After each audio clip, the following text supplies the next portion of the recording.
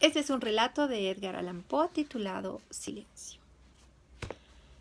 Ponme atención, dijo el demonio, apoyando la mano en mi cabeza. La región de que hablo es una siniestra región en Libia, a orillas del río Zaire, y allí no hay ni calma ni silencio. Las aguas del río están teñidas de un color azafranado y enfermizo, y no desembocan en el mar, sino que siempre palpitan bajo el ojo purpúreo del sol, con un movimiento tumultuoso y agitado. A lo largo de muchas millas, a ambos lados del fangoso lecho del río, se extiende un pálido desierto de enormes nenúfares. Suspiran entre sí en esa soledad y proyectan hacia el cielo sus largos y pálidos cuellos, mientras inclinan a un lado y a otro sus cabezas eternas. Y un rumor indistinto se levanta de ellos, como el correr del agua subterránea, y se afligen entre sí. Pero su reino posee un límite, el límite de la oscura, horrible, majestuosa floresta. Allí, como las olas en las Hébridas, la maleza se agita sin cesar, pero ningún viento surca el cielo. Y los altos árboles ancestrales oscilan eternamente de un lado a otro con un potente eco, y de sus altas copas se filtran, gota a gota, rocíos eternos. Y en sus raíces se retuercen, en un convulso sueño, extrañas flores venenosas, y en lo alto, con un agudo sonido susurrante, las nubes grises se desplazan por siempre hacia el oeste, hasta rodar en cataratas sobre las ígneas paredes del horizonte. Pero ningún viento surca el cielo, y en las orillas del río Zaire no hay ni calma ni silencio. Era de noche y llovía, y al caer era lluvia, pero después de caída se convertía en sangre, y yo me encontraba en la marisma entre los altos nenúfares y la lluvia caía en mi cabeza. Y los nenúfares se quejaban entre sí, en la solemnidad de su aislamiento. Y de improviso la luna se levantó a través de la fina niebla sepulcral, y su color era carmesí. Y mis ojos descubrieron una enorme roca gris que se alzaba a la orilla del río, iluminada por la luz de la luna, y la roca era gris, tétrica y alta, y de color gris. En su faz había caracteres grabados en la piedra, y yo anduve por la marisma de nenúfares hasta aproximarme a la orilla para leer los caracteres de la piedra, pero no pude descifrarlos. Y me volví a la marisma cuando la luna brilló con un rojo más intenso, y al volverme y mirar otra vez hacia la roca y los caracteres percibí que decían desolación. Y miré hacia arriba y en lo alto de la roca había un hombre, y me oculté entre los nenúfares para vigilar lo que hacía aquel hombre. Y el hombre era alto y majestuoso, y estaba cubierto desde los hombros a los pies con la toga de la antigua Roma. Y su silueta era indistinta, pero sus facciones eran las facciones de una divinidad, porque el manto de la noche y la luna y la niebla y el rocío habían dejado al descubierto las facciones de su rostro. Y su frente era alta y pensativa, y sus ojos brillaban de preocupación, y en las escasas arrugas de sus mejillas leí los síntomas de la tristeza, del cansancio, del disgusto de la humanidad y el deseo de permanecer solo. Y el hombre se sentó en la roca, apoyó la cabeza en la mano y contempló la magnitud del desierto. Miró los inquietos matorrales y los altos árboles primitivos, y más arriba del susurrante cielo y la luna roja.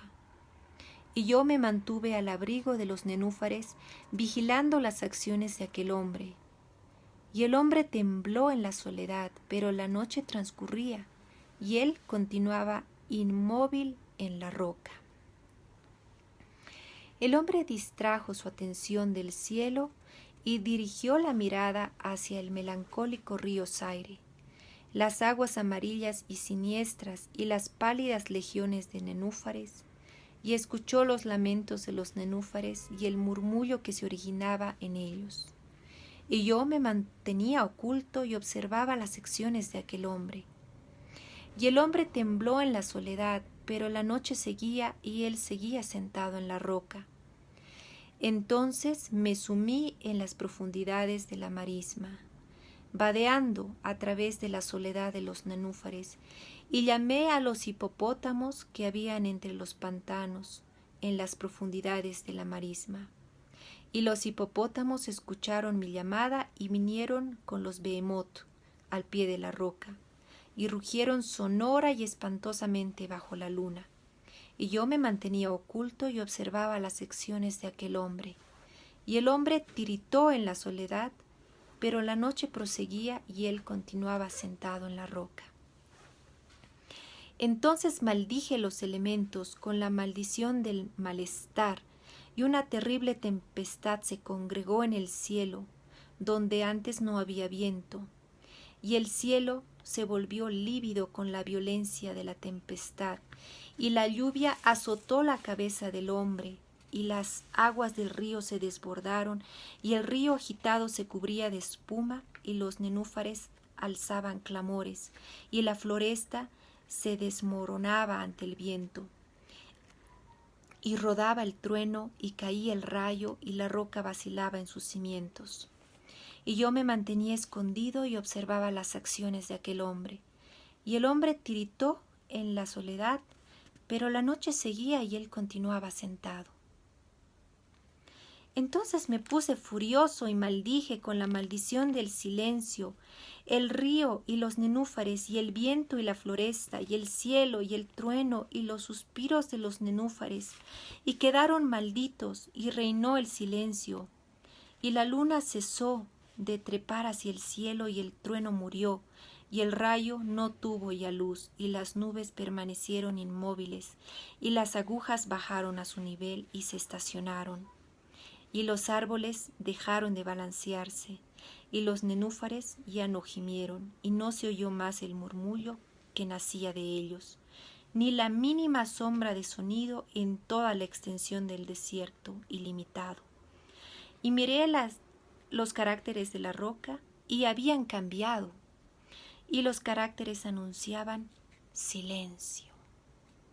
Y mis ojos se posaron sobre el rostro de aquel hombre, y su rostro estaba pálido, y súbitamente alzó la cabeza que apoyaba en la mano, y poniéndose de pie en la roca escuchó, pero no se percibía ninguna voz en todo el extenso desierto ilimitado, y los caracteres sobre la roca decían silencio. Y el hombre tembló, y desviando el rostro, huyó a toda velocidad, hasta que cesé de verlo. Así pues, existen muy hermosos relatos en los libros de los magos, en los melancólicos libros de los magos, encuadernados en hierro. Allí, digo, existen preciosas historias del cielo y de la tierra, y del potente mar, y de los genios que gobiernan el mar y la tierra, y el majestuoso cielo. También había muchos conocimientos en la palabra que pronunciaban las sibilas y santas. Santas cosas fueron escuchadas antaño por las sombrías hojas que temblaban en torno a Dodona.